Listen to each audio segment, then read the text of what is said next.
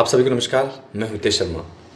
आपने अगर अपने जीवन में कभी किसी को कोई चीज़ दी हो, साधारण वस्तु या मूल्यवान वस्तु, तो देने से पहले आपने उसकी योग्यता जरूर देखी होगी। चाहे कपड़े हों, जूते हों, किताबें हों, पैसे हों या और कोई वस्तु। इस दुनिया का ये नियम है कि जब भी किसी को कुछ दिया जाता है तो सामने वाले की योग्यता और उसकी क्षमता देखी जाती है। यही नियम प्रकृति का है, ईश्वर का है, कुदरत का है। आप चाहे जिस नाम से उसको जानते हो। अगर किसी व्यक्ति को एक साधारण सी गार्ड की नौकरी लेनी हो तो उसके लिए साधारण परीक्षा होगी। लेकिन अगर किसी व्यक्ति को आईएएस बनना हो तो आप देखें कितना टफ एग्जाम होगा, कितनी मेहनत करनी पड़ेगी। पहले प्री होगा, फिर मेन होगा, उसके बाद इंटरव्यू होगा। ये सारे चरण होंगे। अगर आप ईश्वर से कुछ मूल्यवान चाहते हैं, आप चाहते हैं कि ईश्वर आपको बेहतर बनाए, तो आप इसके लिए तैयार रहें कि जब ईश्वर आपकी परीक्षाएं लेगा तो उसमें आप पास होंगे। आपको अपनी योग्यता बढ़ानी पड़ेगी, आपको अपनी क्षमता बढ़ानी पड़ेगी।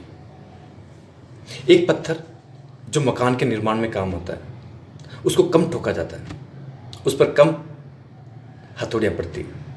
लेकिन वही पत्थर अगर उसको मूर्ति बनना हो तो उसको कारीगर कई बार अलग अलग तरीके से ठोकेगा। दोनों में फर्क है। मूर्ति बनने वाले पत्थर पर ज़्यादा चोटें लगेगी, ज़्यादा उसको संघर्ष करना पड़ेगा, ज़्यादा तपना पड़ेगा। यही प्रकृति का नियम है। विवेकानंद, उनका बचपन एक अच्छे परिवार में बीता, अच्छे पैसे वाले थे। लेकिन उनके पिताजी की मृत्यु के बाद उनका परिवार आर्थिक रूप से कमजोर हो गया। रामकृष्ण परमहंस चाहते तो सब कुछ ठीक कर सकते थे, लेकिन उन्होंने विवेकानंद को मेहनत करने दी, अपनी योग्यता को बढ़ाने दिया। उनको पता था कि एक दिन ईश्वर विवेकानंद को सब कुछ देगा, इसलिए पहले तपना जरूरी है। ईश्वर जब भी आपको कुछ मूल्यवान देगा तो उससे पहले आपकी हर तरह से परीक्षाएं लेगा, हर तरह से आपकी क्षमताओं को देखेगा। और जब उसको लगेगा कि आप में लेने की योग्यता आ गई है तो आपको सब कुछ देगा। फिर वो आपके साथ साई की तरह रहेगा। व्यक्ति को अपनी महत्वाकांक्षाओं के साथ साथ अपनी योग्यताओं पर भी ध्यान देना जरूरी है। अगर आप अपने जीवन में बेहतर चाहते हैं, आप चाहते हैं कि आपको सब कुछ मिले, तो आपको मेहनत करनी पड़ेगी, आपको ईश्वर से मुकाबला करना पड़ेगा। कुदरत जो संघर्ष आपके सामने रखेगी उनको आपको मजबूती से पार करना पड़ेगा। यही प्रकृति का नियम है। आप एक छोटे से घड़े को देखें, उसमें थोड़ा पानी आएगा। लेकिन आप एक बड़े घड़े को देखें, उसमें बहुत सारा पानी आएगा। यही फर्क है। अगर कोई व्यक्ति कमजोर है, अगर उसकी योग्यता कमजोर है, तो उसमें कम चीजें मिलेगी। लेकिन अगर कोई व्यक्ति तपने के लिए तैयार है, संघर्ष के लिए तैयार है, मेहनत के लिए तैयार है, तो उसको प्रकृति सब कुछ देगी। स्टीफन हॉकिंग, एक अंतरिक्ष वैज्ञानिक, 21 साल की उम्र में उनको एल्स नाम की बीमारी हुई। उनके अंगों ने धीरे धीरे काम करना बंद कर दिया। डॉक्टरों ने कहा कि धीरे धीरे इनकी डेथ हो जाएगी। लेकिन उन्होंने हार नहीं मानी। फिर ईश्वर ने देखा कि ये हारने वाला नहीं। उसके बाद ईश्वर ने उन्हें सब कुछ दिया। आपको जब संघर्ष का मौका मिले, जब मेहनत का मौका मिले, तो आप मजबूती से खड़े रहें।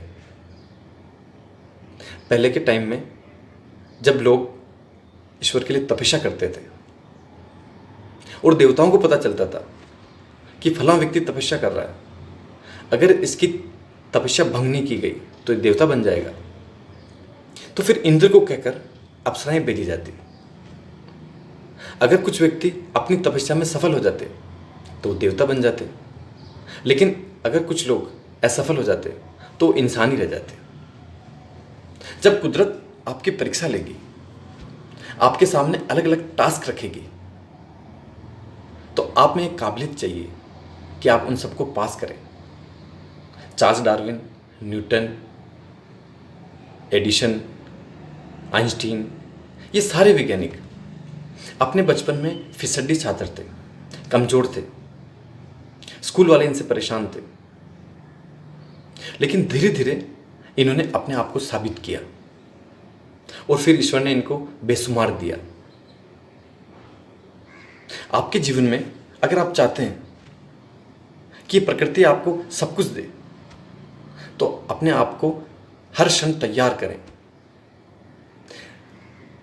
आप देखें कि ये जो पेड़ हैं जिन पे फल लग रहे हैं, फूल लग रहे हैं, वो भी एक साधारण बीज की तरह है। ऐसे कई सारे बीज होंगे जो बड़े पेड़ नहीं बन पाए, लेकिन उनमें से कुछ ऐसे बीज होंगे जिन्होंने संघर्ष किया,